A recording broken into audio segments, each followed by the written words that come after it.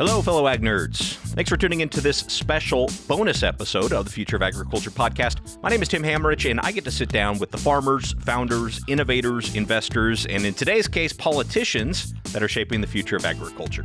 The reason for today's special episode is the Farm Workforce Modernization Act that recently passed the U.S. House of Representatives and is now moving on to the Senate. This legislation is an effort to make progress on what I would call the mess that is U.S. ag labor policy. Shay Myers, a farmer who was featured on this show back in episode 178, called me a couple weeks ago to talk about the importance of this bill to U.S. farmers and their employees. In fact, I've heard over 300 agricultural organizations voice their support for this bill. Ag labor reform like this has been attempted really for decades, but has never been passed mostly due to politics. And for those of you who know me even a little bit, you probably know I tend to stay out of politics. My lack of interest in politics completely really has led to very little policy being discussed on this show. But I actually, in reflection, think this might be a mistake. If I take a step back and think about what's truly shaping the future of agriculture, sure, it's technology, which we always talk about, but probably even more so, it's markets and it's policy. So while I don't see this show ever taking a political stance, mostly because of my apolitical nature, I do think it's important to discuss policy that could have a big impact on the future of agriculture, and I think that's what we have on the show today. Joining me here is Shay Myers, who, as I said, you heard from in 178. He farms along the Oregon-Idaho border, and is U.S. Representative Cliff Bentz to talk about the importance of this legislation, the Farm Workforce Modernization Act. First, what does this bill actually do? Well, to put it really simply here, it improves the process for H-2A workers, which is the name for the visa for temporary agricultural workers in the U.S. It also makes it mandatory that agricultural employers e-verify employees' legal work status for employment. Finally, and perhaps most controversially, it establishes a program for agricultural workers and their families to earn legal status through continued agricultural employment if they meet certain requirements. Okay, enough with the basics there. Let's hear from Shay Myers and Representative Cliff Bentz. Starting with Shay, who gives an overview of why he thinks this bill is a huge step in the right direction for farmers.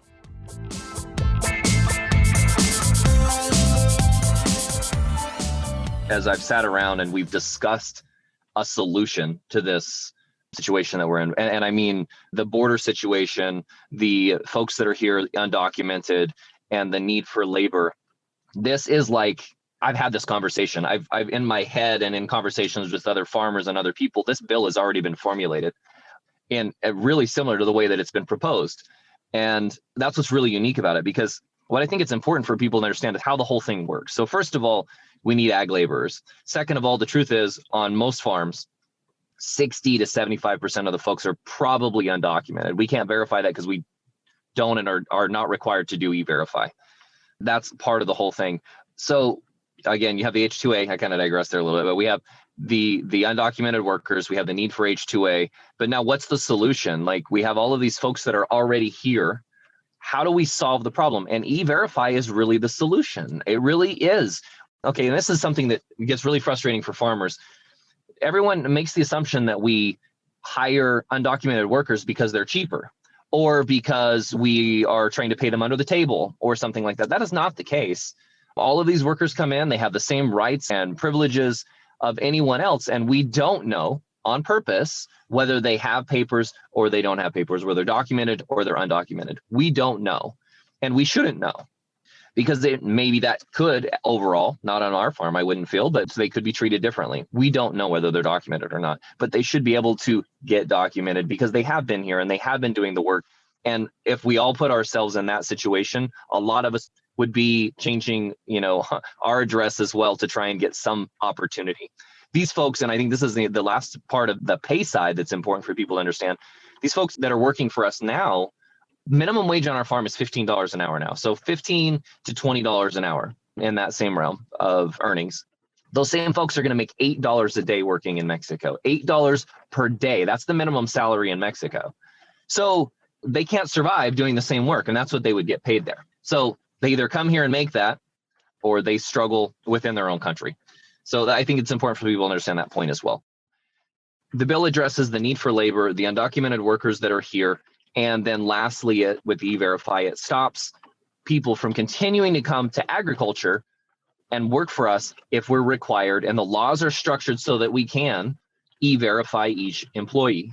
And that's the way that it should be. We shouldn't continue to employ people in this country that are undocumented. We shouldn't. But there's a lot here, and there's a lot here for a multitude of reasons, a lot of which is governmental policy that has allowed people to cross and cross and cross since the Reagan era, when they tried to fix this one time and they didn't get the E-Verify part done to stop the problem.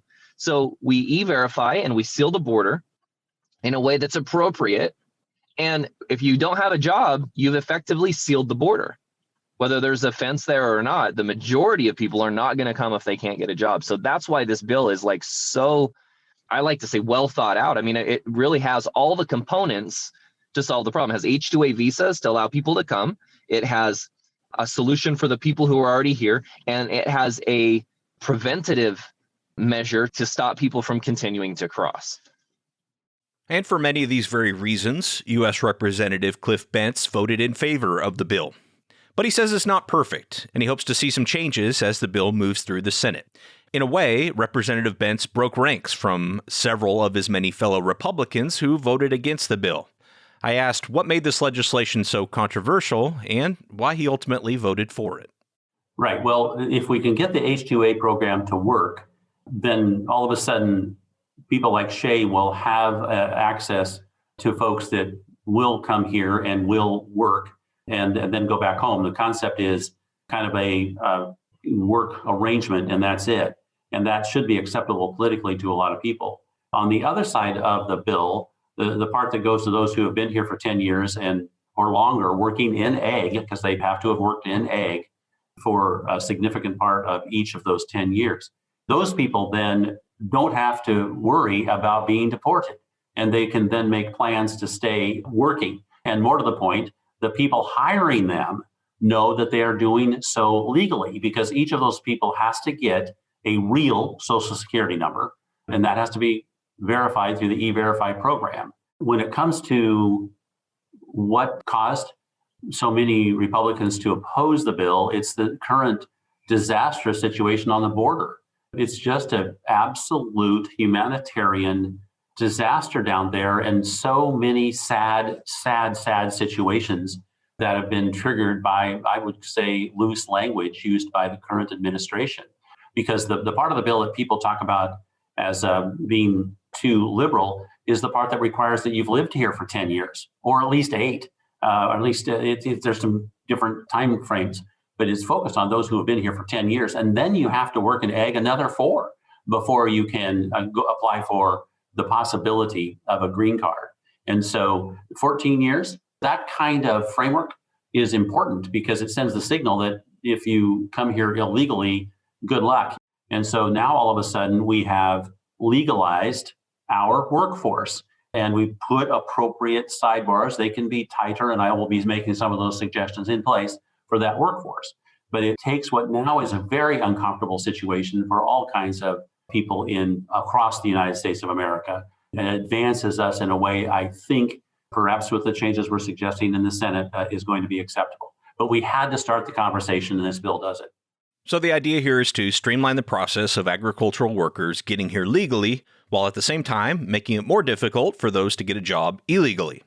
For Shay Myers, he sees this as a step in the right direction, not only for farmers, but really for all Americans who want to keep their domestic food security intact. We have to think about where our food's going to come from at some point as Americans. We have to address that issue. We're okay with our clothing coming from China and Vietnam and all of these other developing nations. Are we okay with our food doing that? Because it's not just an availability of labor, it's the cost of that labor that is becoming overwhelming and unprofitable. And that means that many of the vegetable crops that we're currently growing become less and less viable every year. And at the rate that we're going with the H-2A program, and this is the problem, the H-2A program is so incredibly expensive. And I don't think the average American realizes, because they're not dealing with it, not because of intelligence or anything else, but they don't deal with it, what the absolute cost is. We're looking at nearly Well, the effective rate is almost $17 an hour, but we're paying housing and transportation. So we're pushing $20, $21 an hour for general field labor. And that means a lot of our crops are no longer viable to grow in the state of Oregon. The ability for us to do a lot of things for local production are going out the window. So I keep tugging at my shirt. I'm sure if I looked at the back of my shirt, and I'm guilty of this as well. Okay. But if I look at the back of the shirt, it's not made in the USA, regardless of whether it's a designer brand or, from a box store, it's not. And the labor that was involved in making this shirt was massively, orders of magnitude less than what we pay our folks here in the United States. And sometimes we get excited by how inexpensive the things are that we can buy, regardless of the country that we're buying it from. We're fine without clothes for 3 months, 6 months, a year. We could probably make it 2 years, most of us, with what's in our closet, aside from kids. But adults, we can make it 2 years with what's in our closet easily. We can't make it 2 weeks with what's in our pantry in most cases. So we cannot continue to ignore the security that American grown produce brings us as individuals. And that's what we need to address in this bill and in policy and in the cost of labor overall. Or we're going to find ourselves where Mexico, where these jobs that we're going to allow to transfer south, these folks are going to make $8 to $16 a day. And we're not even going to have our own food produced within our country. That's a scary thought. And it's something that we have to continue to address. And this is just one small step in that direction to address the issue and allow production to continue to at least exist within the United States. Inevitably, in this ag labor discussion, there's always going to be that objection that we're just making it easier here for people to come into the country and, quote unquote, steal jobs from American citizens. Shay says this is not the case. He'd welcome employees born and raised here, but generally speaking, they simply don't want to do this work. You would think, okay, so the argument 3, 4, 5 years ago in our area, and I get this on social media on channels when I'm trying to talk about the subject all the time, is why don't you just pay more? And my counter argument is, well, I'm already paying more than any startup job. You can go to a fast food restaurant, I'm paying $3, $4, $5 more an hour than that now. More than you're going to working stocking shelves at a grocery store.